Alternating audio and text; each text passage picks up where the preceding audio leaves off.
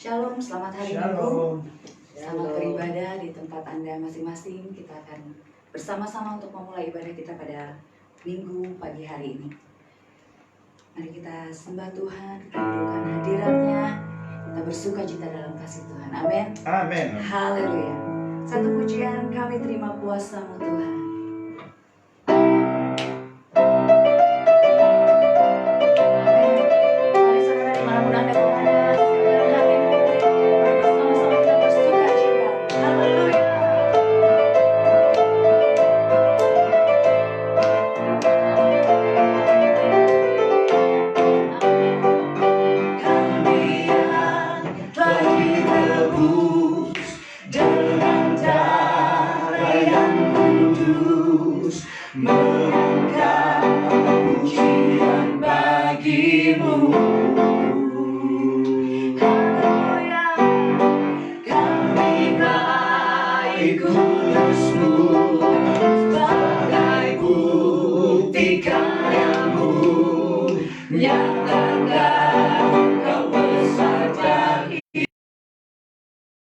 Mari bersama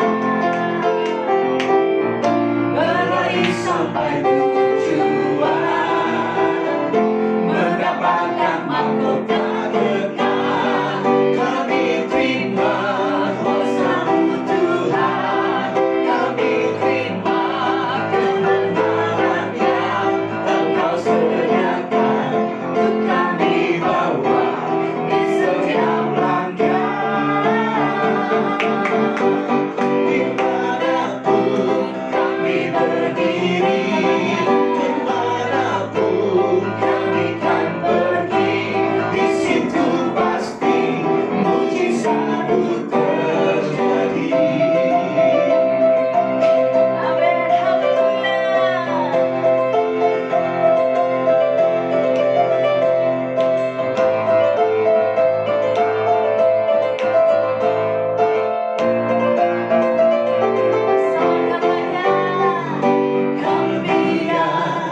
telah ditebus dengan darah yang kudus, menantang pujian bagi-Mu. Kami bait kudus-Mu sebagai bukti karya-Mu, nyatakan Kau besar dan hidup. Haleluya. Berlari sampai tujuan, mendapatkan mahkota kekal. Kami terima kuasa-Mu Tuhan, kami terima kebenaran yang Engkau sediakan untuk kami bawa di setiap langkah. Dimanapun kami berdiri, kemanapun kami kan pergi, di situ pasti mujizat-Mu terjadi. Bersama kami terima kuasa-Mu Tuhan, kami terima kuasa-Mu Tuhan, kami terima kebenaran yang Engkau sediakan untuk kami bawa di setiap langkah. Dimanapun kami berdiri, kemanapun kami kan pergi, di situ pasti mujizat-Mu terjadi. Di situ pasti mujizat-Mu terjadi. Di situ pasti mujizat-Mu terjadi. Amin, haleluya. Pujilah Engkau Tuhan. Amin. Bapa, kami datang untuk menyembah-Mu Tuhan, dan kami selalu percaya Kau ada bagi setiap kami Tuhan. Siapkan kami untuk lebih dan lebih lagi menyembah-Mu, meninggikan Engkau, mengagungkan Engkau Tuhan.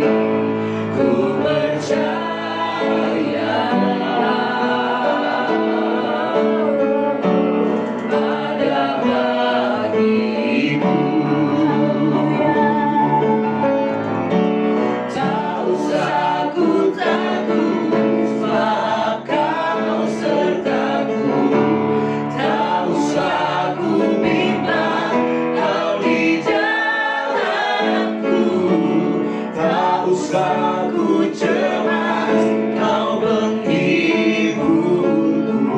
Saat ku lemah, kau kuatku. Ku nyanyi haleluya,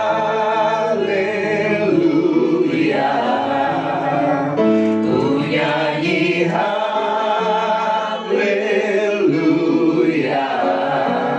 Sungguh kau hebat, ajaib perkasa perbuatanmu.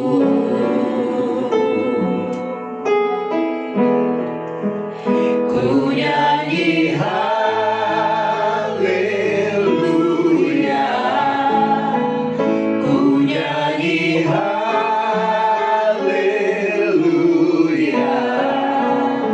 Sungguh kau hebat, ajaib perkasa perbuatanmu. Di hidupku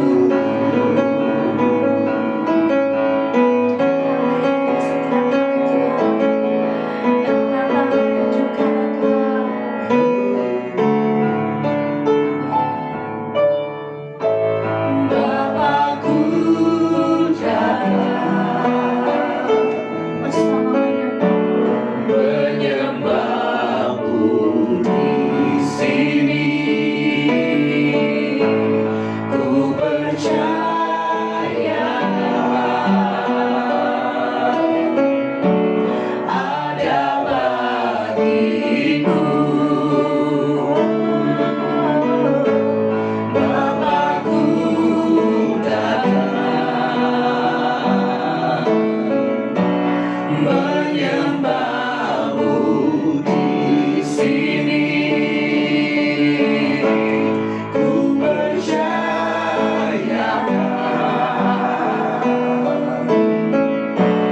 ada bagiku. Tak usah ku takut, sebab kau sertaku. Tak usah ku bimbang, kau di jalanku. Tak usah ku cemas, kau penghiburku. Saat ku lemah, kau kuatku. Ku nyanyi haleluya,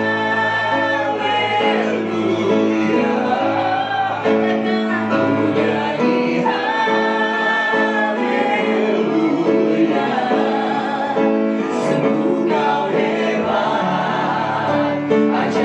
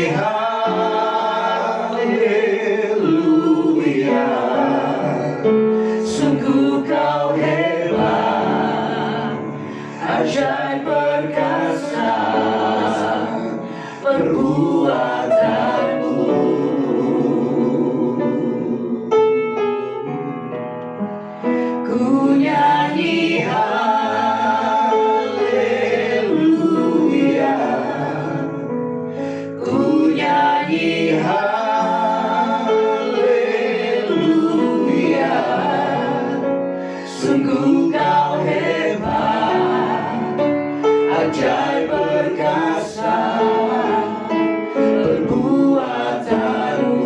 Katakan ku nyanyi haleluya, Ku nyanyi haleluya, ku nyanyi haleluya,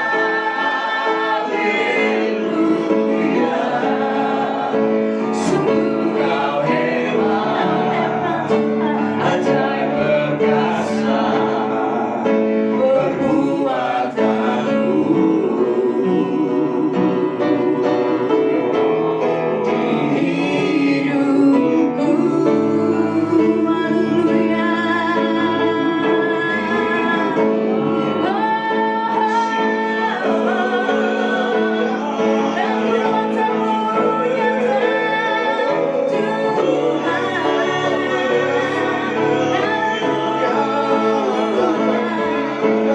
kuasamu nyata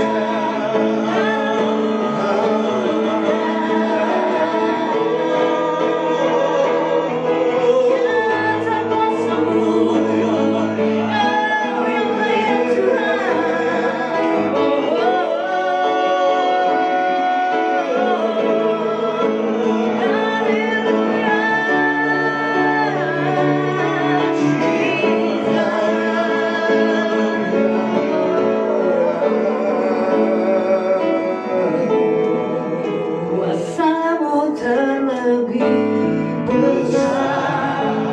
Katakan Tuhanku terlebih besar, tak pernah terlambat.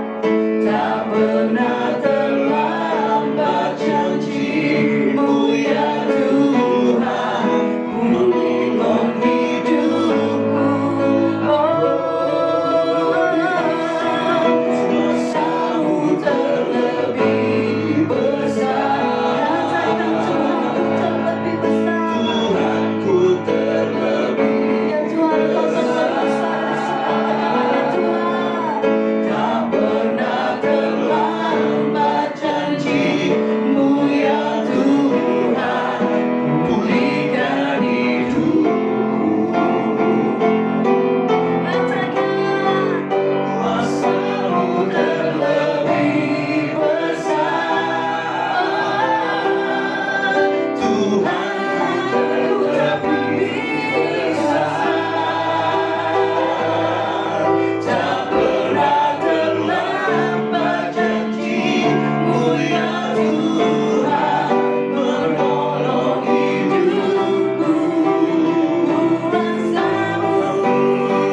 Kuasamu terlebih besar,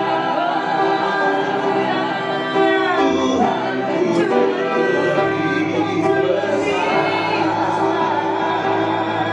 tak pernah terlambat janji-Mu ya Tuhan, pulihkan hidupku. bersama katakan kuasamu. Kuasamu terlebih besar, Tuhanku terlebih besar, tak pernah terlambat janji-Mu ya Tuhan, menolong hidupku. Kuasamu terlebih besar, Tuhanku terlebih besar. Tuhanku terlebih besar,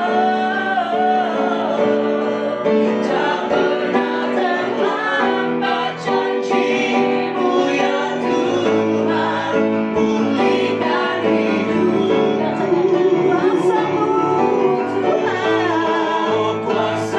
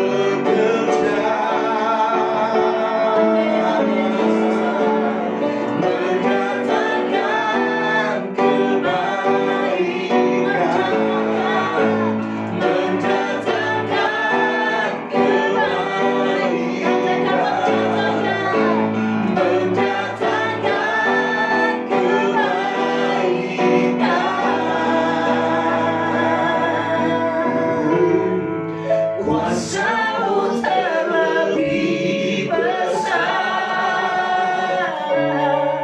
Tuhanku terlebih besar. Kau terlebih besar. Tak pernah terlambat janjimu ya Tidak pernah terlambat Tuhan, janjimu bagi setiap kami menolong untuk menolong. hidupku. Kuasamu terlebih besar. Tuhan terlebih besar. Tak pernah terlambat janjimu ya Tuhan, pulihkan hidupku.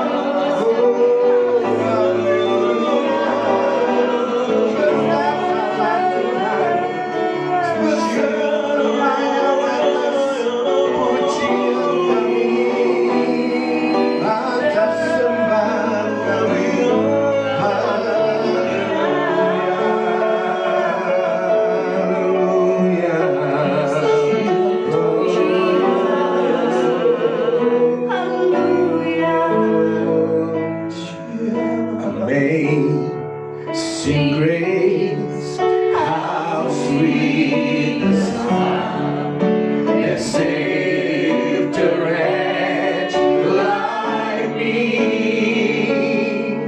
I once was lost, but now I'm found. Was blind, but now I see. Amazing grace, amazing grace, how sweet the sound that saved a wretch like me. I once was lost, but now I'm found. Was blind, but now katakan my chains are gone, my chains are gone. I've been set free. My God, my Savior has ransomed me, and like a flood, His mercy reigns, unending love, amazing grace. 'Twas grace that taught my heart to beat, and grace my fears relieve.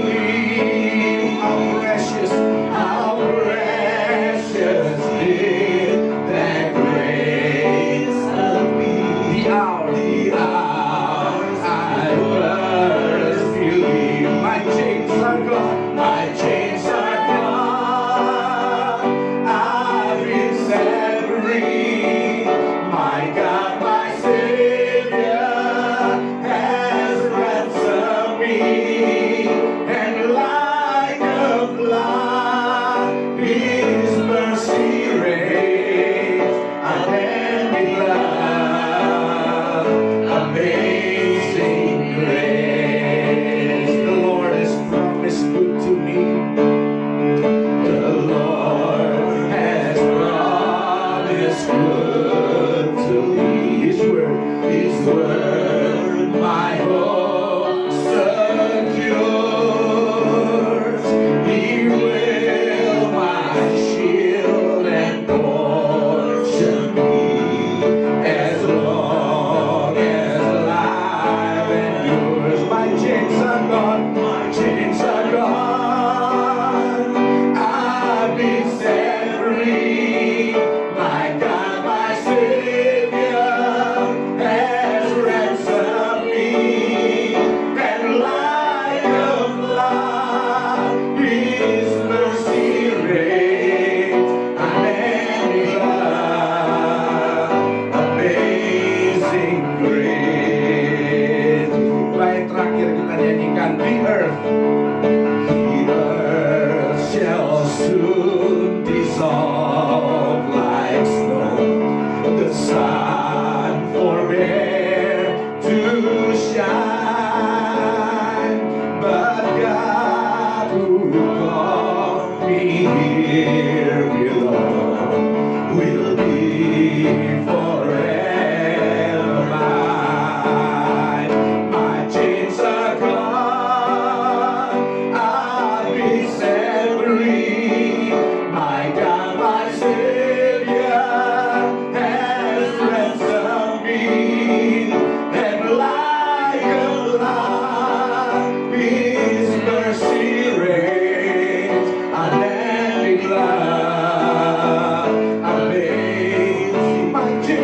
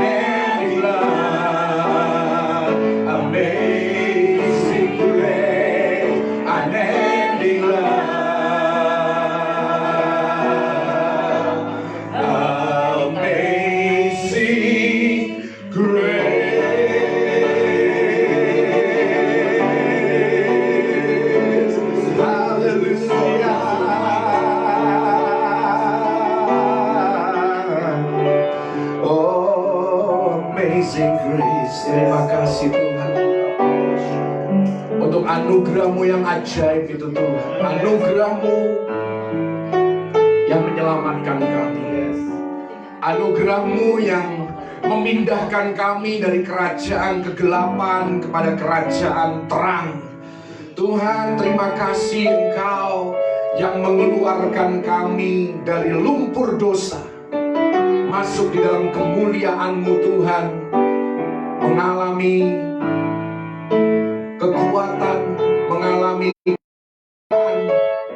mengalami kebebasan dari jerat dosa oleh kuasa darah-Mu, oleh kuasa kasih karunia-Mu Tuhan.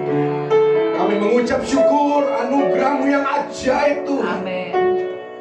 Yang menyelamatkan kami dari dosa masa lalu, dari dosa kami hari ini, bahkan yang tersedia bagi dosa kami di masa yang akan datang. Kami mengucap syukur untuk kasih karunia-Mu yang membawa kami Tuhan, dari kemuliaan kepada kemuliaan yang semakin besar, dari iman kepada iman yang lebih lagi Tuhan, di dalam pengenalan akan Engkau yang lebih dalam lagi Tuhan, akan kehendak-Mu, akan jalan-jalan-Mu, dan juga kasih karunia-Mu yang memberikan kekuatan kepada kami, untuk kami boleh bukan saja menjadi pendengar firman-Mu, tetapi kami boleh melakukan firman-Mu Tuhan. Tuhan, terima kasih untuk hadirat-Mu, di mana anak-anak-Mu berkumpul saat ini. Biar Engkau rawat Tuhan setiap kami. Amin. Engkau Tuhan menilik setiap kebutuhan, dan mereka yang berseru kepada nama Yesus akan diselamatkan dalam berbagai aspek keberadaan hidup mereka. Apa yang mereka butuhkan, apa yang menjadi keperluan mereka, Engkau Allah yang memenuhi segala keperluan kami menurut kekayaan-Mu dan kemuliaan-Mu di dalam Kristus Yesus. Dan biar kami boleh mengalaminya lewat ibadah ini Tuhan, lewat kehidupan kami, pengiringan kami akan Engkau, kami mengalami penggenapan janji firman-Mu itu dalam kehidupan kami. Terima kasih Tuhan. Dan biar hidup kami semakin hari semakin memuliakan Engkau. Tuhan, berkati momen kebersamaan kami di dalam hadirat-Mu saat ini. Dan sebentar kami akan mendengar sebagian daripada firman-Mu. Tuhan, berikan kami hati seorang murid, telinga seorang murid, hati sebagai hamba yang mau mendengar, mau belajar, mau diajar. Bukan saja mendengar firman-Mu sebagai pengetahuan, tetapi kami beroleh rema, dan kami punya tekad untuk melakukan firman-Mu Tuhan. Karena firman-Mu bukan hanya untuk diketahui, bukan untuk dipelajari, tetapi firman-Mu untuk dilakukan. Sehingga setiap kami mengalami apa yang menjadi janji-janji-Mu di dalam kehidupan kami dan melalui firman-Mu. Terima kasih Tuhan, urapi setiap kami, baik yang mendengar maupun yang berbicara. Biar kami sama-sama diberkati oleh Tuhan, nama Tuhan dipermuliakan lewat ibadah kami. Di dalam nama Tuhan Yesus Kristus. Haleluya. Amin. Puji Tuhan. Shalom. Selamat hari Minggu. Haleluya. Kita semua tetap bisa beribadah, dan saya mendorong supaya kita semakin rajin dan tekun di dalam ibadah kita kepada Tuhan, ya, dan juga bersama-sama dengan saudara-saudari kita, baik yang ada bersama-sama dengan kita secara fisik maupun yang hanya bisa kita lihat secara online. Tapi saya percaya dimanapun Anda berada, Anda ada di dalam penyertaan Tuhan yang sempurna. Haleluya. Puji Tuhan. Mari kita melihat kebenaran firman Tuhan Hari ini kita akan lebih banyak melihat di dalam 1 Korintus pasal yang ke-15. Kita akan berbicara tentang tubuh kemuliaan. Ini merupakan bagian dari seri khotbah atau seri pengajaran tentang sorga, tentang apa yang akan kita alami di sana, apa yang akan kita kerjakan, apa yang akan terjadi di dalam kehidupan kita ketika kita tinggal bersama-sama dengan Bapa, Yesus Kristus, dan juga Roh Kudus yang ada di surga. Dan kita mau melihat tentang tubuh kemuliaan secara spesifik. Dan banyak ditulis oleh Rasul Paulus, khususnya di dalam 1 Korintus pasal yang ke-15. Karena itu saya mengajak Anda melihat dari ayat yang ke-35. Tentang kebangkitan tubuh. Haleluya. Demikian firman Tuhan, tetapi mungkin ada orang yang bertanya, bagaimanakah orang mati dibangkitkan? Dan dengan tubuh apakah mereka akan datang kembali? Kita akan membaca ayat-ayat berikutnya nanti. Tetapi saya mau Anda menyadari bahwa hari-hari ini semakin banyak orang menyadari bahwa kesehatan itu penting. Dan semakin banyak orang menyadari dan menginginkan bentuk tubuh yang ideal. Di mana-mana. Kalau Anda pergi baik secara online maupun secara offline, kalau Anda pergi ke mall, Anda pergi ke pertokoan, di mana-mana terdapat tawaran berbagai produk yang dapat membuat kita lebih sehat. Itu menurut klaim mereka. Terlihat lebih muda, terlihat berpenampilan lebih menarik. Dan semua produk ini merupakan bisnis yang sangat laris hari-hari ini. Tidak ada statistik secara khusus di Indonesia, tetapi kalau Anda melihat di Amerika dan menjadikan apa yang terjadi di Amerika sebagai gambaran yang ada di seluruh dunia, maka di Amerika pernah dilakukan survei bagi orang-orang berusia antara 18 sampai 65 tahun. Rata-rata manusia itu menghabiskan sekitar 200 US dollar per bulan untuk membeli atau menjadi anggota dari sebuah klub kesehatan, sebuah sports club, ataupun membeli obat-obatan atau suplemen yang berkaitan dengan kesehatan. Dan seumur hidup setelah disurvei dari usia 18 sampai 65 tahun, itu rata-rata manusia, satu orang itu menghabiskan bisa sampai 150.000 US dollar seumur hidup. Artinya itu sekitar 2 miliar rupiah uang hari ini dihabiskan untuk produk kesehatan. Tujuannya apa?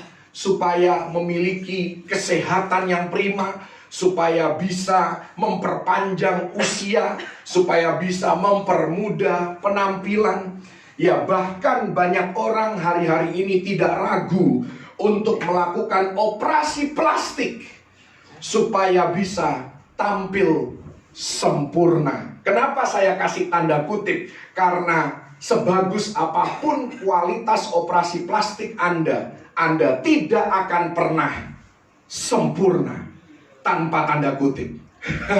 Haleluya. Bagi orang percaya, ada kabar baik bagi Anda.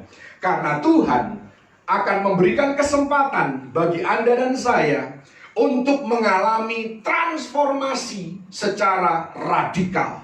Tubuh kita akan mengalami transformasi yang sangat-sangat ekstrim, sampai mungkin Anda sendiri akan terkagum-kagum. Dan hal ini kapan akan terjadi? Akan terjadi dalam perjalanan kita menuju sorga. Tubuh kita akan diubahkan menjadi seperti tubuh kebangkitan Yesus Kristus. Tubuh yang jauh lebih baik ketimbang yang pernah kita dambakan. Sesempurna apa tubuh yang pernah engkau dambakan? Tubuh kemuliaan, tubuh kebangkitan nantinya jauh lebih dahsyat, jauh lebih luar biasa, jauh lebih sempurna dari apa yang pernah Anda impi-impikan. Kalau tubuh kita saat ini pun membuat kita seringkali terpukau, membuat kita terkesan dengan ciptaan Tuhan ini. Tunggu sampai Tuhan mengenakan tubuh kemuliaan. Maka semua ini, sebaik apapun kondisi tubuh kita saat ini, kita akan tercengang-cengang melihat karya Tuhan ketika kita sampai di rumah Bapa dan semua orang sudah mengalami kebangkitan dari antara orang mati. Kita akan melihat seperti apa dan berbagai aspek daripada transformasi yang terjadi pada tubuh kita saat ini menjadi tubuh yang akan kita miliki. Paulus ya di dalam ayat-ayat berikutnya dalam 1 Korintus 15 membandingkan antara tubuh kita saat ini dengan tubuh yang akan kita miliki di surga nantinya. Mari kita lihat hal yang pertama yang Rasul Paulus tulis. Dia menulis tentang persyaratan supaya kita bisa mendapatkan tubuh kemuliaan. 1 Korintus 15 ayat yang ke-36. Hai orang bodoh, apa yang engkau sendiri taburkan tidak akan tumbuh dan hidup kalau ia tidak mati dahulu. Kata tabur di sini berarti kubur. Jadi sesuatu harus mengalami kematian dulu, baru akan dibangkitkan. Tanpa kematian tidak ada kebangkitan. Seperti Yesus berkata dalam Yohanes 12 ayat yang ke-24, Aku berkata kepadamu, sesungguhnya jikalau biji gandum tidak jatuh ke dalam tanah dan mati, ia tetap satu biji saja. Tetapi jika ia mati, ia akan menghasilkan banyak buah. Jadi Rasul Paulus di sini memang menulis tentang ya kenyataan pahit dalam hidup bahwa akan ada kematian. Dan sekalipun kematian adalah hal yang menakutkan bagi banyak orang, termasuk orang percaya, Paulus berkata di sini bahwa tanpa kematian tidak mungkin seseorang bisa memiliki tubuh kemuliaan. Dan kalaupun mungkin dengan tubuh ini kita bisa hidup selama-lamanya, dengan tubuh ini kita akan masuk ke rumah Bapa, tinggal di sana bersama dengan Dia, maka kita akan hidup dalam kekekalan dengan tubuh kita saat ini. Dan menurut saya itu hal yang sangat menyedihkan, karena tubuh kita saat ini bukanlah tubuh yang bisa hidup di dalam kekekalan. Tubuh yang akan semakin hari semakin aus, semakin hari semakin banyak kelemahan dan kekurangan. Paulus di sini berusaha memberikan gambaran positif tentang kematian, supaya kematian tidak lagi menjadi hal yang sangat menakutkan atau mengkhawatirkan, khususnya bagi orang percaya. Jadi satu-satunya cara mendapatkan tubuh kemuliaan dari Tuhan adalah dengan melalui kematian. Kecuali kalau kita masih hidup ketika Yesus datang kali yang kedua. Maka kita akan singgung nanti bagaimana transformasi ini akan terjadi. Itu yang pertama, persyaratan untuk mendapatkan tubuh kemuliaan. Yang kedua, hasil dari kebangkitan adalah tubuh yang berbeda. Ayat yang ke-37 dan 38 dari 1 Korintus 15. Di sana Rasul Paulus menulis, dan yang engkau taburkan bukanlah tubuh tanaman yang akan tumbuh, tetapi biji yang tidak berkulit, umpamanya biji gandum atau biji lain. Tetapi Allah memberikan kepadanya suatu tubuh seperti yang dikehendakinya. Ia memberikan kepada tiap-tiap biji tubuhnya sendiri. Jadi tubuh yang keluar dari kubur itu berbeda dengan tubuh yang masuk ke dalam kubur. Seperti kalau Anda familiar dengan dunia pertanian, kalau Anda menanam biji jagung, maka yang keluar dari dalam tanah itu adalah batang berwarna hijau yang terlihat berbeda dengan biji yang kau taburkan. Sehingga apa yang keluar ini memang bagian dari biji yang ditanam, tetapi yang keluar kelihatan secara fisik berbeda dengan apa yang ditanam. Demikian juga ketika tubuh orang mati itu dikubur, maka pada hari kebangkitan yang keluar itu berbeda dengan yang dikubur, berbeda dalam jenis tubuhnya. Dan Paulus menjelaskan di beberapa ayat berikutnya tentang 4 kualitas dari tubuh kebangkitan. Dan 4 kualitas ini dikontraskan, dibandingkan dengan tubuh kita saat ini. Yang pertama, kualitas pertama dari tubuh kebangkitan adalah tubuh kebangkitan tidak dapat dibinasakan. Ayat yang ke-42, demikianlah pula halnya dengan kebangkitan orang mati. Ditaburkan dalam kebinasaan, dibangkitkan dalam ketidakbinasaan. Jadi tubuh kemuliaan tidak dapat dibinasakan. Di sepanjang sejarah, satu-satunya tubuh yang tidak dapat dibinasakan adalah tubuh Yesus Kristus. Mazmur 16 ayat yang ke-10. Di sana ditulis tentang tubuh Yesus.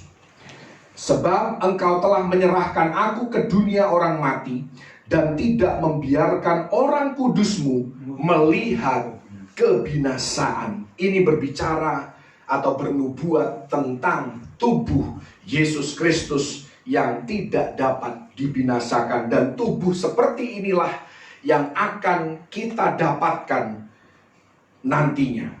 Tubuh kita saat ini semakin hari semakin tua. Beberapa bagian tidak berfungsi seperti dulunya, ya kan? Saya pun merasakan di dalam kehidupan saya bahwa hari ini kalau bekerja sudah melebihi jam kerja yang ditentukan saja rasanya sudah berat banget.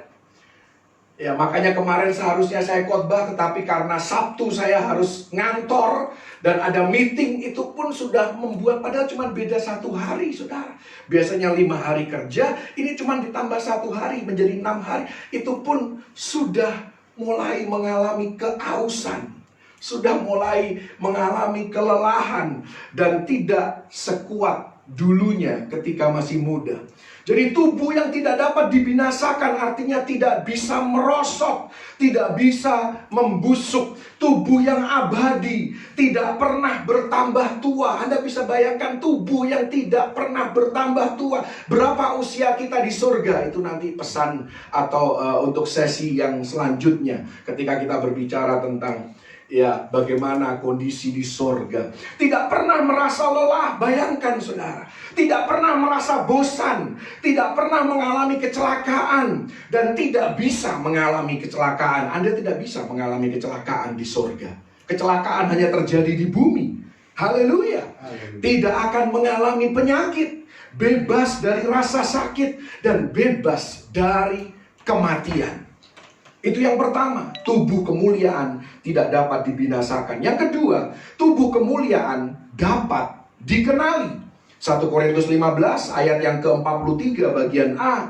Di sana dikatakan ditaburkan dalam kehinaan, dibangkitkan dalam kemuliaan. Kata kemuliaan di sini berarti sesuatu yang cemerlang. Makanya seringkali dikatakan orang yang sudah di surga itu seperti malaikat yang bersinar. Itu mungkin berasal dari kata ini, kemuliaan.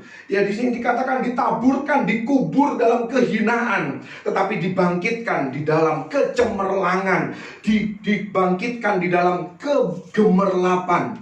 Filipi 3 ayat yang ke-20 dan 21. Di sana dikatakan karena kewargaan kita adalah di dalam surga, dan dari situ juga kita menantikan Tuhan Yesus Kristus sebagai juru selamat yang akan mengubah tubuh kita yang hina ini sehingga serupa dengan tubuhnya yang mulia menurut kuasanya yang dapat menaklukkan segala sesuatu kepada dirinya. Kemuliaan yang dimiliki oleh tubuh Yesus adalah kemuliaan yang tubuh kita akan miliki nantinya, khususnya tubuh Yesus setelah kebangkitan. 1 Yohanes pasal yang ketiga, ayat yang kedua, di sana ditulis bahwa saudara-saudaraku yang kekasih, sekarang kita adalah anak-anak Allah, tetapi belum nyata apa keadaan kita kelak. Akan tetapi kita tahu bahwa apabila Kristus menyatakan dirinya, kita akan menjadi sama seperti Dia. Sebab kita akan melihat Dia dalam keadaannya yang sebenarnya. Inilah keadaan kita nantinya. Bukan saja tubuh kemuliaan tidak dapat dibinasakan, tetapi tubuh kemuliaan dapat dikenali. Kembali ke 1 Korintus 15 ayat yang ke-49. Di sana Rasul Paulus menulis, sama seperti kita telah memakai rupa dari yang alamiah, demikian pula kita akan memakai rupa yang sorgawi. Jadi program pembentukan tubuh apapun yang Anda sudah menjadi bagian selama Anda hidup di bumi ini, tidak akan bisa membuat tubuh kita seperti tubuh Yesus. Jadi kalau Anda sedang nge-gym, ya biasa-biasa saja. Ya, tidak perlu terlalu ngotot, karena tubuh Anda sehebat apapun Anda nge-gym, tidak akan pernah terlihat seperti tubuhnya Yesus yang sangat sempurna. Karena itu kalau sudah capek, beristirahatlah. Jangan diforsir tubuh ini hanya untuk mendapatkan tubuh yang sempurna. Sempurnanya pun tanda kutip, saudara. Haleluya. Seperti apa tubuh Yesus? Supaya kita tahu, ya, dapat dilihat tentunya dari 40 hari penampakan Yesus setelah kebangkitan. Ya, karena tubuh kita nantinya seperti tubuh Yesus, ya kan? Yang pertama, tubuh Yesus itu nyata. Lukas 24 ayat yang ke-39. Lihatlah tanganku dan kakiku, aku sendirilah ini, rabalah aku dan lihatlah. Karena hantu tidak ada daging dan tulangnya, seperti yang kamu lihat ada padaku. Tubuh kemuliaan bukanlah seperti roh yang melayang-layang. Seringkali kalau Anda nonton film dan di situ ada ya sepertinya suasana sorga, ya Anda perhatikan dalam film itu seringkali kaki daripada orang itu tidak ditunjukkan, memberikan kesan seolah-olah orang itu melayang-layang seperti roh, seperti hantu. Tidak demikian, saudara. Makanya jangan ya membuat film Hollywood itu sebagai dasar daripada doktrin kehidupan Anda. Karena doktrin kekristenan itu harus bersumber dari Alkitab. Tubuh Yesus itu tubuh yang nyata, tubuh yang bisa dilihat kasat mata, bukan roh yang melayang-layang. Seperti apa tubuh Yesus yang kedua selain tubuh Yesus itu nyata? Kita melihat bahwa Yesus makan di dua kesempatan yang berbeda. Lukas 24 ayat yang ke-42 dan 43. Lalu mereka memberikan kepadanya sepotong ikan goreng. Ia mengambilnya dan memakannya di depan mata mereka. Kita lihat satu ayat lagi, Yohanes 21. Tentang Yesus makan. Yohanes 21 ayat yang ke-12 dan ke-13. Kata Yesus kepada mereka, marilah dan sarapanlah. Tidak ada di antara murid-murid itu yang berani bertanya kepadanya, siapakah engkau? Sebab mereka tahu bahwa ia adalah Tuhan. Yesus maju ke depan, mengambil roti dan memberikannya kepada mereka. Demikian juga ikan itu. Dan asumsinya di sini setelah Yesus membagikannya, maka dia pun ikut makan sarapan bersama-sama dengan para muridnya. Jadi Yesus punya tubuh selain nyata, tetapi tubuh itu juga bisa makan. Makan bukan supaya tetap hidup, karena tujuan kita makan di surga nantinya bukan supaya kita bisa bertahan hidup, supaya kita bisa kuat, karena kehidupan kita akan ditopang oleh kuasa Tuhan sendiri. Makan di surga tujuannya cuma satu, untuk kesenangan kita. Haleluya. Haleluya. Karena itu kalau Anda sedang makan, jangan sedih, saudara. Saya dulu diajarin waktu masih kecil, ketika di meja makan kita tidak boleh songgowang. Nggak boleh begini saudara, karena begini itu konotasinya ya sedang sedih, sedang kayaknya aduh berbeban berat gitu ya. Ya, tidak boleh sedih saudara. Di meja makan itulah tempat yang paling senang di dunia. Haleluya. Makan akan menjadi kesenangan di sorga. Kita bisa makan, tetapi kita tidak harus makan. Karena kuasa Tuhanlah, kekuatan dari Tuhanlah yang akan menopang kehidupan kita. Kita akan mengalami apa yang dialami oleh Adam dan Hawa di Taman Eden, di mana tidak ada batasan menu makanan. Apa yang Anda suka, apa yang Anda mau, ada di sorga. Haleluya. Itulah pola pikirnya Tuhan. Tuhan yang kita sembah adalah Tuhan yang penuh dengan kelimpahan. Bayangkan dia taruh cuma 2 orang, saudara. Adam dan Hawa di sebuah taman yang besar dengan berbagai pohon, dari semua jenis pohon apapun ada di sana. Padahal Adam dan Hawa ini keterlaluan juga, saudara.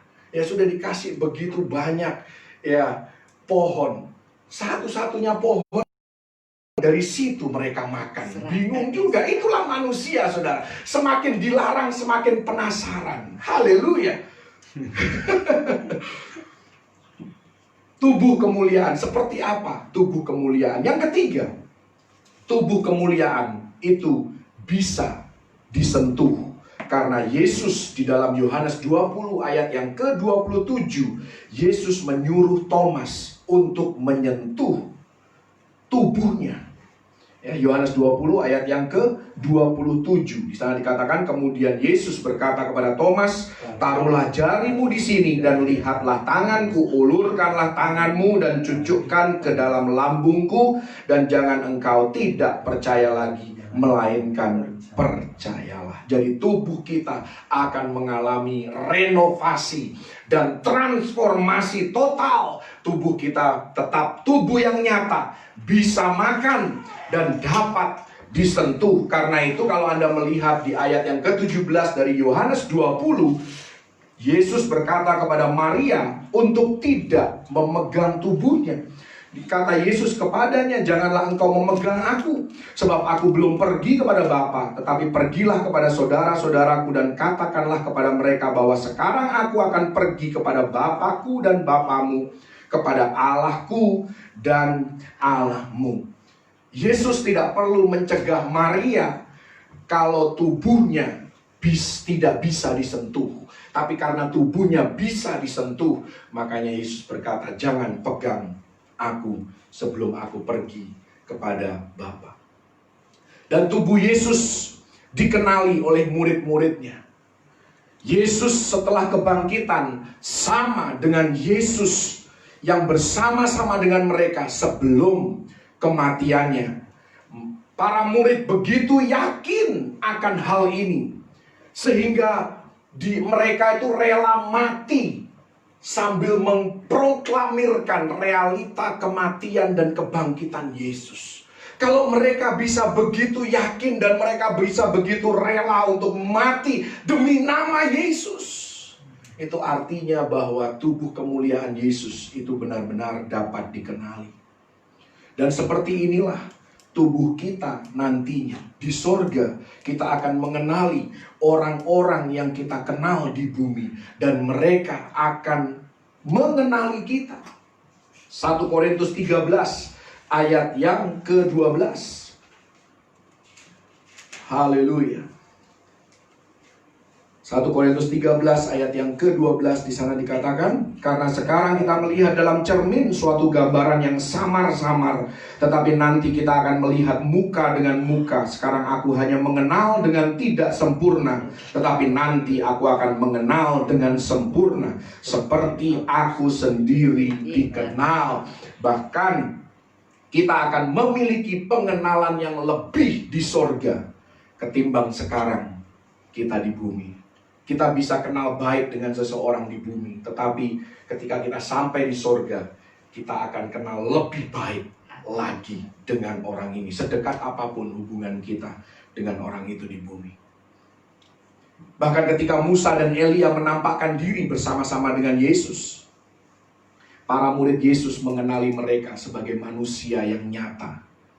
Matius 8 ayat yang ke-11, Di sana Yesus berbicara tentang surga, dan Yesus berkata bahwa di surga pun ada manusia nyata di sana. Aku berkata kepadamu, banyak orang akan datang dari timur dan barat dan duduk makan bersama-sama dengan Abraham, Ishak dan Yakub di mana?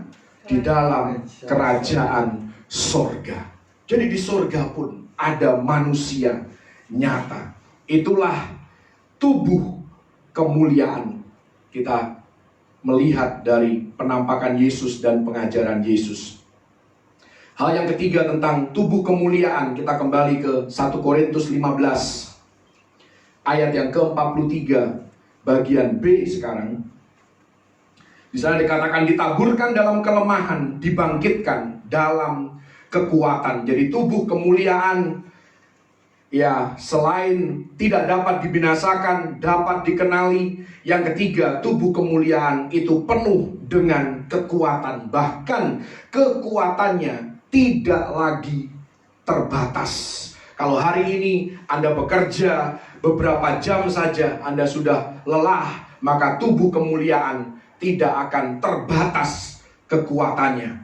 Bahkan kalau Anda melihat di dalam Yohanes pasal yang ke-20 ayat yang ke-19, di sana ditulis bahwa ada momen di mana Yesus muncul secara tiba-tiba tanpa melalui pintu. Ketika hari sudah malam, pada hari pertama minggu itu berkumpullah murid-murid Yesus di suatu tempat dengan pintu-pintu yang terkunci karena mereka takut kepada orang-orang Yahudi. Pada waktu itu datanglah Yesus dan berdiri di tengah-tengah mereka dan berkata, damai sejahtera bagi kamu. Haleluya. Anda bisa kemana-mana hanya dengan memikirkan tempat itu. Aku kepengen ke sana. Tring, Anda sudah ada di sana. Itulah tubuh kemuliaan, saudara. Haleluya. Yang keempat, tubuh kemuliaan, 1 Korintus 15 ayat yang ke-44. Di sana dikatakan yang ditaburkan adalah tubuh alamiah, yang dibangkitkan adalah tubuh rohaniah. Jika ada tubuh alamiah, maka ada pula tubuh rohaniah. Nah, bagian ini yang seringkali disalah mengerti bahwa nantinya ya tubuh kita di surga itu tubuh yang melayang-layang. Ya, Paulus di sini menjelaskan secara rinci ya perbedaan antara tubuh duniawi dan tubuh surgawi. Dia menunjuk kepada Adam sebagai gambar dan rupa tubuh duniawi. Dia menunjuk kepada Yesus Kristus sebagai gambar dan rupa tubuh kemuliaan. Apa maksudnya? Tubuh rohaniah. Tubuh rohaniah bukan berarti tubuh yang abstrak. Kita sudah bahas bagian ini. Tubuh Yesus itu nyata. Dia bisa makan dan dapat dikenali, dapat disentuh. Tubuh Yesus bukanlah tubuh seperti hantu. Tubuh rohaniah itu artinya adalah tubuh yang tidak lagi dikendalikan oleh keinginan jasmani, tetapi tubuh yang dikendalikan dan dikontrol sepenuhnya oleh roh. Suatu tubuh yang tidak lagi ya diperintah oleh keinginan diri sendiri, melainkan yang didorong dan digerakkan oleh Roh Kudus. Itulah tubuh rohaniah. Tubuh alamiah cocok untuk kehidupan di bumi sekarang ini. Tubuh rohaniah diperlukan untuk bisa tinggal bersama-sama dengan Tuhan di kekekalan. Tubuh alamiah dikendalikan oleh jiwa, tetapi tubuh rohaniah dikendalikan oleh roh. Karena itu 1 Korintus 15 ayat yang ke-50 di sana dikatakan, saudara-saudara, inilah yang hendak kukatakan kepadamu, yaitu bahwa daging dan darah tidak mendapat bagian dalam kerajaan Allah, dan bahwa yang binasa tidak mendapat bagian dalam apa yang tidak binasa. Kita tidak bisa hidup di surga dengan tubuh kita saat ini, karena tubuh kita saat ini tidak akan bisa berfungsi sesuai dengan hukum surgawi. Karena itu ya dikatakan di dalam Roma 7, Rasul Paulus itu selalu bergumul di dalam tubuhnya yang sekarang ini. Karena bagian roh kepengen mengikuti Roh Kudus, tetapi bagian dagingnya kepengen mengikuti hawa nafsu, kepengen mengikuti kedagingannya dan keinginannya sendiri. Karena itu terus menerus berperang, dan ini akan terus terjadi sampai kita dikenakan tubuh kemuliaan. Bahkan dalam hidup ini pun, ya khususnya ya bagi kaum karismatik sudah pasti tahulah dan minimal punya pengalaman tentang hal ini. Pernahkah kita merasakan bahwa Roh Kudus sepenuhnya mengambil alih kehidupan kita dan apa yang kita lakukan? Bahkan terkadang kita tidak sadar apa yang kita ucapkan.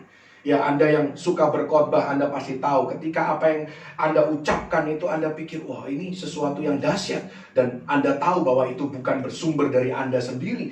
Anda sedang ada di dalam kendali Roh Kudus. Dan apa yang Anda lakukan dikontrol oleh Roh Kudus. Sekalipun itu hanya sesaat saja, tetapi Anda bisa merasakan kuasanya. Dan di dalam tubuh kemuliaan nantinya, kita hanya akan melakukan hal-hal yang menyenangkan dan memuliakan Tuhan. Haleluya. Waktunya segera tiba, saudara. Yesus akan mengangkat gerejanya. Bagi yang masih hidup, kapan transformasi ini akan terjadi? Kita akan merasakan efek transformasi dari tubuh kita yang sekarang menjadi tubuh kemuliaan pada saat kita diangkat naik. Dan itu pun akan terjadi dalam sekejap mata. Ini ditulis dalam 1 Korintus 15 ayat yang 51 dan 52. Di sana dikatakan, sesungguhnya aku menyatakan kepadamu suatu misteri, suatu rahasia. Kita tidak akan mati semuanya, tetapi kita semuanya akan diubah dalam sekejap mata pada waktu bunyi nafiri yang terakhir. Sebab nafiri akan berbunyi dan orang-orang mati akan dibangkitkan dalam keadaan yang tidak dapat binasa. Dan kita semua akan diubah. Kalau Anda mau membandingkan, Anda bisa baca nantinya dalam 1 Tesalonika 4 ayat yang ke-16 dan 17. Yang mati akan dibangkitkan terlebih dahulu, dan yang masih hidup akan diangkat bertemu dengan Yesus di angkasa untuk tinggal bersama-sama dengan Dia di rumah Bapa. Karena itu saya mau katakan, taruhlah pengharapanmu pada hal-hal yang diperhitungkan dalam kekekalan. Kalau pengharapan hidup Anda hanya di dunia ini, betapa menyedihkan, saudara. Kita punya pengharapan di dalam Yesus. Jadi kalau hari ini Anda belum booking tiket ke surga, pastikan Anda RSVP dulu ke surga. Seterkenal apapun Anda di dunia, sehebat apapun talenta Anda, karunia Anda selama Anda hidup di dunia, kalau Anda tidak RSVP ke surga, Anda akan ditolak ketika sampai ya di pintu gerbangnya saja, saudara. Haleluya. Suatu hari nanti, segala kelemahan tubuh kita saat ini akan dihapuskan dan digantikan dengan tubuh kemuliaan untuk selama-lamanya. Haleluya. Dan pada titik ini saya pikir saya mau menyampaikan hal yang seringkali dibahas juga di kalangan orang Kristen mengenai kremasi dan penguburan. Ya. Karena ini berkaitan dengan tubuh kemuliaan. Katanya kalau orang dikremasi, kalau bisa jangan dikremasi. Karena nanti ketika dibangkitkan, apa yang mau dibangkitkan? Ya, emang Tuhan nggak bisa apa? Gitu kan? Maksudnya, jadi... Tapi kembali lagi, saudara, kalau kita cuma kasih jawaban seperti itu, banyak orang yang tidak puas dengan jawaban seperti itu. Karena itu saya mau membahasnya dari segi Alkitab. Pernahkah kremasi terjadi di Alkitab? Ada. Satu-satunya contoh kremasi itu ada di 1 Samuel 31 ayat yang ke-12. Ketika Saul dan anak-anaknya itu dibakar, dikremasi. Ada juga di tempat lain, di kitab Raja-Raja, di kitab Amos, itu mereka juga ada menulis tentang pembakaran manusia, pembakaran tulang-tulang manusia, dan lain sebagainya. Tetapi saya mau katakan, di dalam Alkitab tidak ada arahan spesifik tentang kremasi. Tidak ada. Tidak ada satupun hukum Alkitab yang memerintahkan agar mayat tidak dibakar. Tidak ada. Dan tidak ada juga satu hukum pun di dalam Alkitab yang mana dikatakan bahwa orang yang dikremasi itu pasti masuk neraka. Tidak ada. bahwa tidak ada kutuk dan tidak ada penghakiman atas siapapun yang mayatnya dikremasi. Jadi sekali lagi, ini sependapat juga dengan pandangan GBI bahwa kremasi tidak membuat siapapun masuk neraka. Tentang penguburan pun, GBI berpandangan bahwa ya kita kenapa mengutamakan penguburan? Karena kita meneladani ya bapa rohani kita, meneladani nenek moyang rohani kita. Ya kita tahu bahwa penguburan ini adalah common practice atau praktek yang umum bagi bangsa Israel dan juga orang-orang percaya di dalam perjanjian baru. Tetapi mengenai penguburan pun tidak ada satupun perintah di dalam Alkitab bahwa penguburan adalah satu-satunya metode untuk mengurus mayat. Tidak ada juga. Jadi Alkitab juga tidak pernah mengharuskan penguburan. Memang kalau kita berbicara tentang faktor ekonomi, nah ini menjadi berbeda lagi karena memang kremasi relatif lebih murah dibandingkan dengan penguburan. Karena itu kembali ke pertanyaannya, jadi bagi orang Kristen yang meninggal, apakah dikubur atau dikremasi? Jawaban saya sebagai hamba Tuhan adalah silahkan saja disepakati antar keluarga dengan relatif Anda sesuai dengan situasi dan kondisi budaya setempat, sesuai dengan faktor ekonomi dan juga berbagai faktor yang lain. Prinsip saya adalah Yakobus 1 ayat yang kelima. Kalau Anda perlu hikmat, mintalah hikmat yang dari Tuhan. Karena di negara-negara tertentu tidak memungkinkan seorang dikuburkan, tapi seorang itu harus dikremasi. Atau mungkin untuk alasan-alasan yang tertentu. Kenapa Saul dan anak-anaknya tidak dikubur? Mungkin tubuhnya sudah tercabik-cabik. Dan itu adalah memberikan kehormatan kepada mereka untuk dikremasikan, supaya tidak perlu ditonton oleh banyak orang Israel. Bisa juga. Jadi tergantung daripada nature atau sifat daripada kematiannya seperti apa. Ya, apakah penguburan atau kremasi, Alkitab tidak pernah secara spesifik memberikan perintah tentang hal ini. Dan ini merupakan satu kebebasan, kemerdekaan yang diberikan kepada orang Kristen. Karena saya sering mendengar, bukan hanya sekali mendengar, bahwa orang Kristen yang dikremasi pasti dia masuk neraka. Ya. Dan dasarnya dari mana?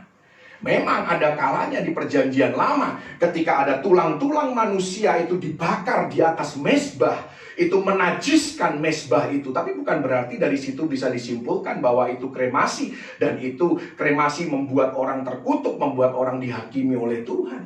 Kita harus lihat secara konteksnya dan garis besarnya. Jadi jelas kremasi, penguburan, hikmat Tuhan, minta tuntunan Roh Kudus mengenai hal ini. Tentunya kita sebagai orang Kristen juga, ya kalau budaya setempat mengharuskan penguburan atau kita tidak mau menjadi batu sandungan, ya itu juga menjadi pertimbangan bagi orang Kristen, karena kita tidak bisa tidak seharusnya menjadi batu sandungan bagi mereka yang masih lemah imannya. Demikian yang diarahkan oleh firman Tuhan berkaitan dengan kremasi ataupun penguburan. Kita sudah belajar tentang tubuh kemuliaan. Apa aplikasinya di dalam kehidupan kita hari ini? Kita kembali ke 1 Korintus, kali ini pasal yang ke-6, ayat yang ke-13. Rasul Paulus memberikan kepada Anda dan saya instruksi dan arahan tentang hidup kita di masa sekarang. Di dalam hidup ini, Paulus berkata di sana 1 Korintus 6 ayat yang ke-13 bahwa tubuh kita ini adalah untuk Tuhan dan Tuhan untuk tubuh. Tubuh bukan untuk percabulan, tubuh bukan untuk hal-hal yang najis, hal-hal yang tidak memuliakan Tuhan, hal-hal yang bertentangan dengan firman Tuhan, tetapi tubuh ini adalah untuk Tuhan dan Tuhan untuk tubuh ini. 1 Korintus 6 ayat 19 dan 20 di sana dikatakan, atau tidak tahukah kamu bahwa tubuhmu adalah bait Roh Kudus yang diam di dalam kamu, Roh Kudus yang kamu peroleh dari Allah, dan bahwa kamu bukan milik kamu sendiri, sebab kamu telah dibeli dan harganya telah lunas dibayar. Karena itu muliakanlah Allah dengan tubuhmu. Di sini ada 4 fakta tentang tubuh kita. Yang pertama, tubuh kita adalah bait Roh Kudus. Yang kedua, Kristus sudah mati untuk membeli kita bagi dirinya sendiri, termasuk tubuh kita. Jadi yang ditebus oleh Yesus itu bukan saja roh dan jiwa kita, tetapi juga tubuh kita. Jadi tubuh kita ini adalah miliknya Yesus, karena dialah yang membayar lunas dengan darahnya sendiri, dengan nyawanya sendiri. Yang ketiga, karena itu tubuh kita bukan lagi milik kita untuk dipakai sesuka hati kita. Anda tidak bisa hidup sesuka hati Anda. Anda tidak bisa memperlakukan tubuh Anda sesuka hati Anda. Yang penting kan aku nggak merugikan orang lain. Suka-suka aku dong. Itu bukan tubuhmu. Kalau Anda orang percaya, itu bukan tubuh Anda. Tetapi kalau Anda masih merasa bahwa itu tubuh Anda, ya, saya meragukan keselamatan Anda. Saya meragukan kepercayaan Anda. Bukan berarti terus kita tidak pernah akan berbuat salah, tidak pernah berbuat dosa. Bukan itu maksudnya. Tetapi ini masalah kepercayaan. Percayakah kita bahwa tubuh ini bukan milik kita, sehingga kita tidak bisa memperlakukan tubuh ini sesuka hati kita, tetapi sesuka Tuhan, semaunya Tuhan. Yang keempat, tentang tubuh kita. Karena itu kita harus memakai tubuh kita untuk memamerkan kemuliaan Tuhan, dan bukan menjadi batu sandungan bagi orang lain. Jadi 4 hal. Tubuh kita tempat tinggal Allah. Yang kedua, tubuh kita pembelian Allah. Yang ketiga, tubuh kita milik Allah. Yang keempat, tubuh kita kemuliaan Allah. Karena itu, sekali lagi Rasul Paulus menulis di dalam Filipi 1 ayat yang ke-20. Paulus rindu supaya Kristus dengan nyata dimuliakan di dalam tubuhnya, baik oleh hidupnya maupun oleh matinya. Itu ayatnya, saudara. Jadi memuliakan Tuhan, itulah kegunaan dari tubuh ini. Ini sebagai orang percaya, ini yang harus menjadi prinsip kehidupan kita. Tubuh ini baik di dalam kehidupan maupun di dalam kematian harus memuliakan Tuhan. Karena tubuh kita sudah dibayar lunas oleh darah Kristus dan tidak ditetapkan untuk dihancurkan. Tetapi tubuh ini akan dibangkitkan dalam kemuliaan. Roma 8 ayat yang ke-11, ini ayat yang terakhir.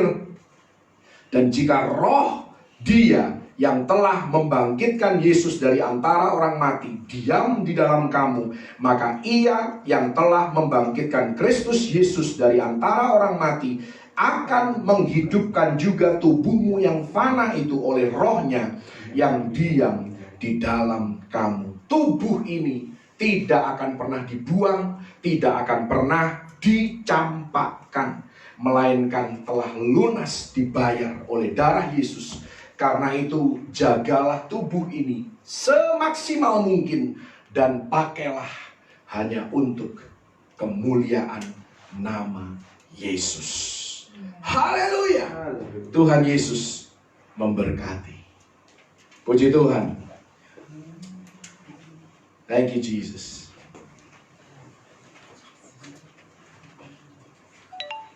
Haleluya.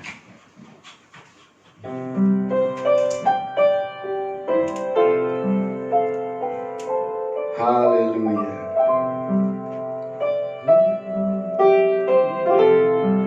Kita nyanyikan satu pujian sebagai respon kita akan kebenaran firman Tuhan.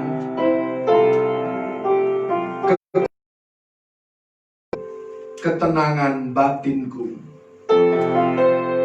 ada dalam hadirat-Mu, ku menyembah, mengiringmu seumur hidupku, masuk dalam rencana. Kekuatan di jiwaku, ketenangan batinku, ada dalam hadirat-Mu, ku ku menyembahmu.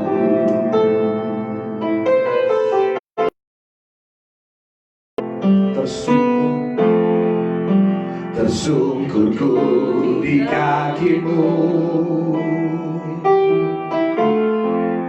rasakan hadiratmu. Takkan ku melepaskanmu, kau cahaya bagiku.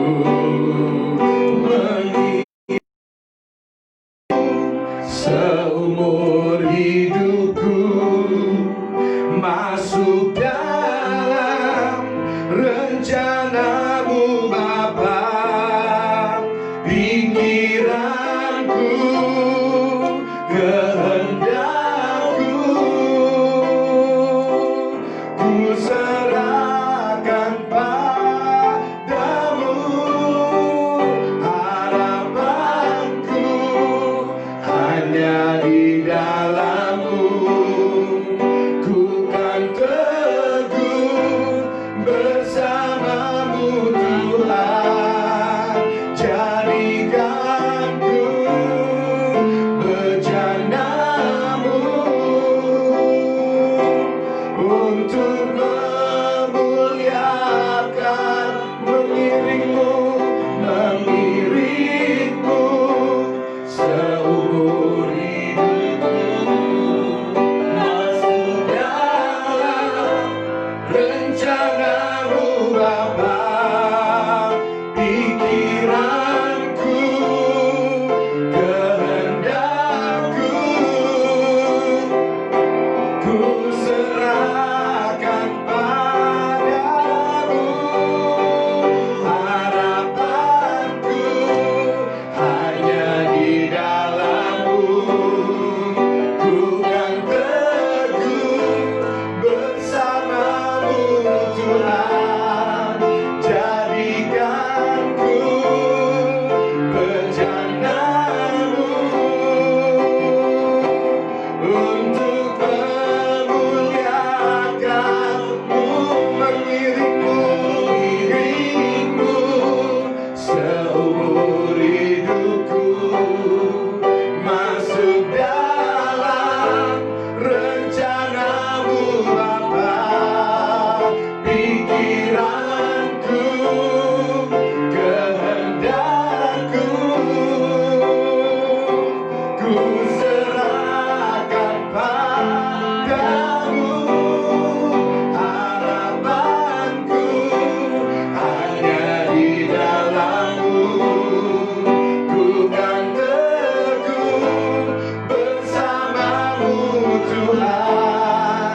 Jadikan-Ku bejana-Mu untuk memuliakan-Mu, untuk memuliakan, untuk memuliakan-Mu. Ini kerinduan kami, memuliakan-Mu. Haleluya. Kami mau memuliakan-Mu Yesus. Oh, terima kasih Tuhan. Terima kasih Yesus. Haleluya. Untuk janji-Mu, oh, yang Kau genapi dalam hidup kami. Yesus, terima kasih buat kemuliaan yang Kau sediakan bagi kami. Oh, terima kasih Tuhan. Haleluya. Haleluya.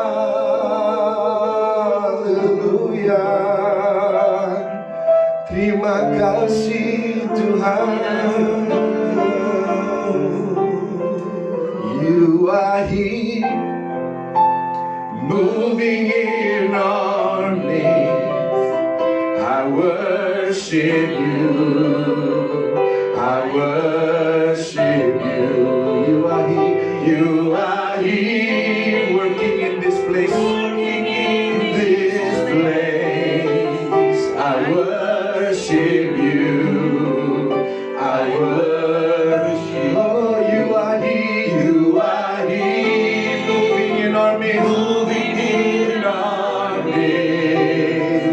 worship you.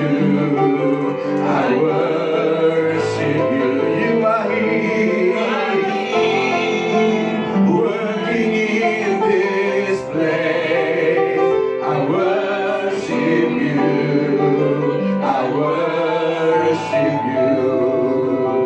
You are waymaker, miracle worker, promise keeper, light in the darkness, my God, that is who you are. Oh, you are waymaker, miracle worker, promise keeper, light in the darkness, my God, that is who you are.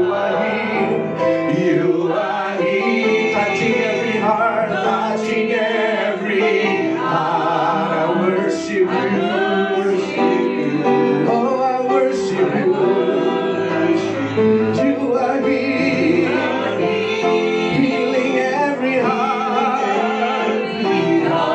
I worship you. Oh, I worship you. You are here, turning lives around. Oh, I worship you. I worship you. You are here.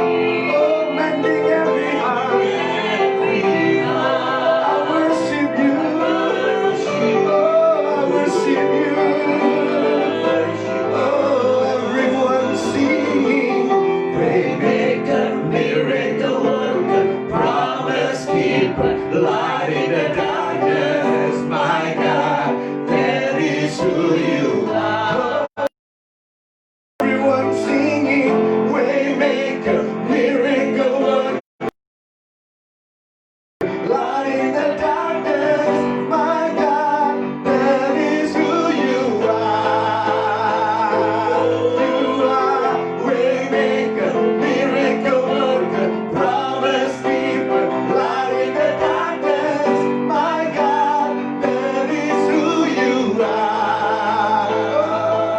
Oh, waymaker, miracle worker, promise keeper, light in the darkness. Oh my God, that is who you are. Love you like you got. You are waymaker, miracle worker, promise keeper, light in the darkness. My God, that is who you are. Oh, you are waymaker, miracle worker, promise keeper, light in the darkness. My God, that is who you are. Even when I don't see it, you're working. Even when I don't feel it, you're working. You never stop working. You never stop healing. Even when I don't see it, you're working. Even when I don't feel it, you're working. You never stop working. You never stop. Even when I don't see it, even when I don't feel it, you're working. You never stop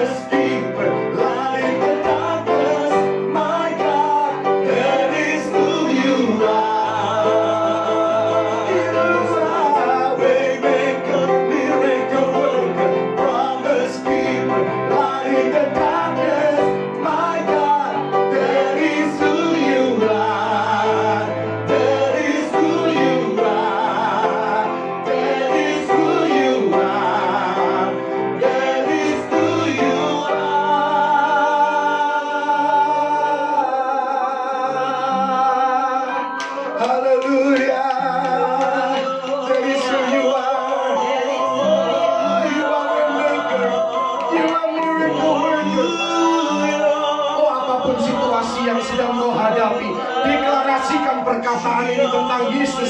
You are way maker, you are miracle worker, you are promise keeper. Oh, you are light in our darkness, Tuhan. Terima kasih Yesus, terima kasih Tuhan. Haleluya, haleluya.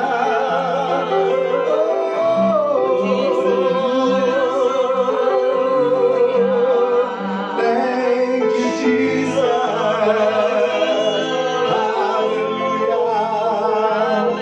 Thank you Lord. Show yourself strong Jesus. Hallelujah. Thank you Lord. Terima kasih Tuhan. Oh, bagi anak-anakmu yang membutuhkan pertolonganmu saat ini Tuhan, nyatakan dirimu sebagai waymaker, miracle worker, promise keeper, and light in the darkness. That is who you are. Itulah Engkau Tuhan. Itulah Allah yang kami sembah.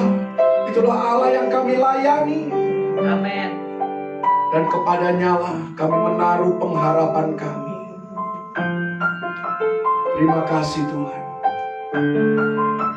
Nyatakan pribadimu, nyatakan kuasamu, nyatakan kemuliaanmu lebih lagi dalam kehidupan kami. Thank you Jesus. Aku percaya bahwa Allahku selalu turut bekerja bagiku untuk mendatangkan kebaikan bagiku yang mengasihimu Tuhan. Aku percaya, aku percaya bahwa Allahku selalu turut bekerja bagiku untuk mendatangkan kebaikan bagiku yang mengasihimu Tuhan. Aku percaya, aku percaya bahwa Allahku selalu turut bekerja bagiku untuk mendatangkan kebaikan bagiku yang mengasihimu Tuhan, yang mengasihimu Tuhan, yang mengasihimu Tuhan, yang mengasihimu Tuhan. Aku percaya.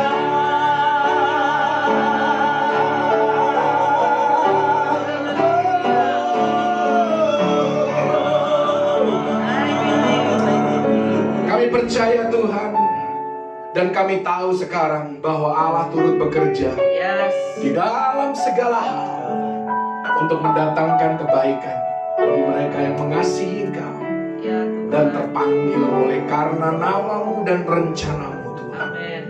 Dan biar Tuhan rencana dan rancanganmu yang begitu indah itu digenapi di dalam kehidupan setiap kami.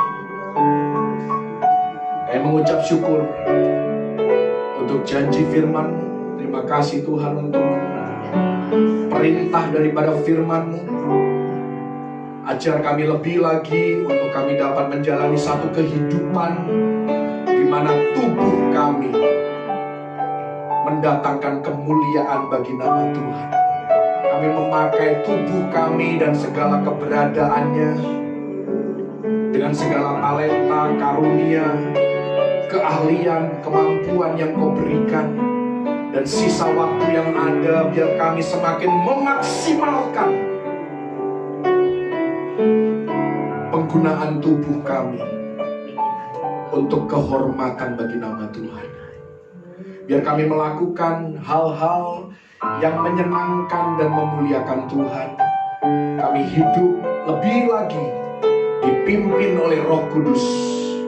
Tidak dikendalikan oleh ego kami, tapi dikendalikan oleh firman Tuhan, dikendalikan oleh Roh Kudus. Sehingga setiap langkah kami Engkau yang menetapkan. Setiap keputusan, setiap cara berpikir kami, perspektif kami pun diubahkan menjadi perspektif sorgawi, perspektif kekekalan.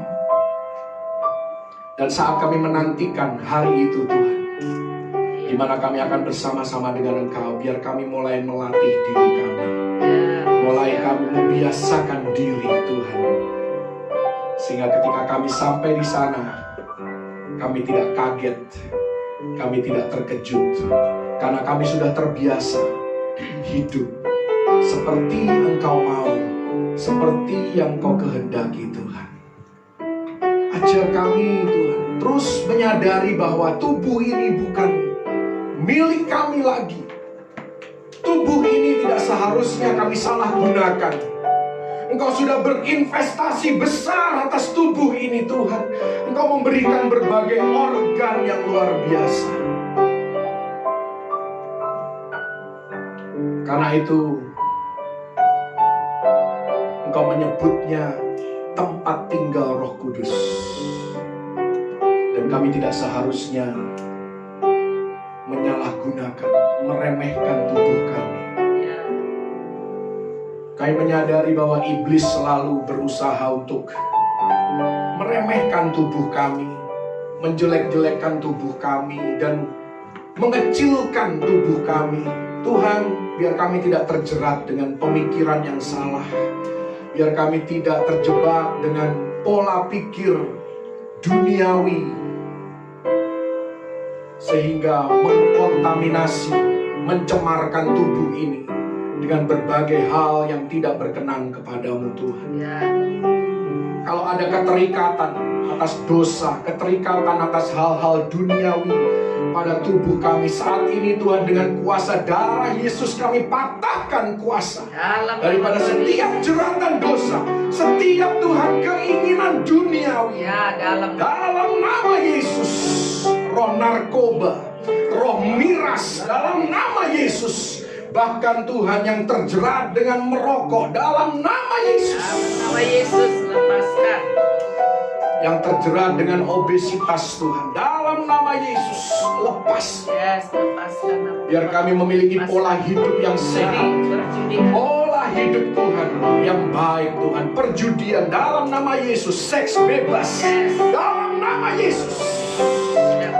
Homoseksual kami patahkan di dalam nama Yesus. Dalam nama Yesus. Terima kasih Tuhan, kami boleh hidup di bawah kasih karunia. Dan orang yang hidup di bawah kasih karunia tidak dikuasai oleh dosa. Dan dosa tidak bisa lagi berkuasa atas tubuh kami, atas kehidupan kami. Amin. Karena suatu hari nanti tubuh ini akan dibangkitkan kembali. Dan Engkau akan mentransformasikannya menjadi tubuh kemuliaan yang luar biasa. Terima kasih Tuhan. Terima kasih. Meteraikan firman-Mu dalam kehidupan anak-anak-Mu.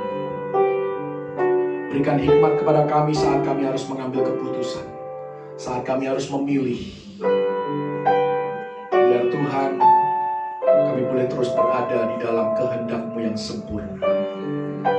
Saat ini secara khusus kami berdoa bagi mereka yang dalam keadaan lemah, dalam keadaan sakit. Engkau yang tahu keadaan mereka, Engkau yang tahu lokasi keberadaan mereka saat ini juga. Engkau jamah mereka. Dan bilur-bilur Yesus sudah menyembuhkan mereka. Amen. Secara khusus kami berdoa untuk Endang Tuhan. Engkau jamah Endang Tuhan. Kami terus berdoa untuk pemulihan Endang Tuhan. Tuhan, Engkau berikan kekuatan Tuhan. Engkau membangkitkan rohnya Tuhan. Dan Engkau berikan kesembuhan Tuhan pada Endang Tuhan. Tidak ada yang mustahil bagi Engkau. Tidak ada yang terlalu sukar bagi Engkau. Jamah Tuhan. Bukan saja tubuhnya Engkau sembuhkan Tuhan Yesus, keluarganya Engkau pulihkan. Engkau jamah Tuhan Yesus, juga keluarga yang ada di seluruh Mount Hermon saat ini Tuhan. Oh Tuhan, jamah biar hanya ada harmonis Tuhan Yesus. Hanya ada Tuhan kerukunan Tuhan. Hanya ada persaudaraan yang saling mengasihi satu sama lain Tuhan. Semua keluarga saat ini Tuhan yang ada perselisihan, yang ada pertengkaran, Tuhan Engkau melawat mereka dengan kasih-Mu Tuhan. Biar Tuhan semua dapat bersatu untuk kemuliaan nama Tuhan, untuk kemajuan keluarga ini Tuhan secara bersama-sama. Karena kesalahan berkat-Mu Engkau perintahkan. Tuhan yang mengalami kelemahan pada tubuh, Engkau juga jamah Ibu Nina. Oh Tuhan, Tante Patty, Tante Nis, Tuhan Yesus, Kau jamah Tuhan Yesus, mereka semua yang dalam keadaan lemah Tuhan Yesus, Om Yok Tuhan Yesus, Engkau jamah Tuhan, dalam nama Yesus. Engkau yang tahu kebutuhan mereka, dan Engkau yang menjadi jawaban dalam kehidupan mereka. Tuhan,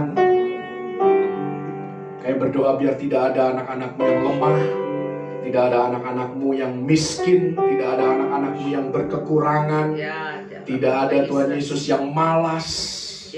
Semuanya Tuhan Yesus rajin dan terus bertekun sambil hidup waspada Tuhan dan berjaga-jaga Tuhan.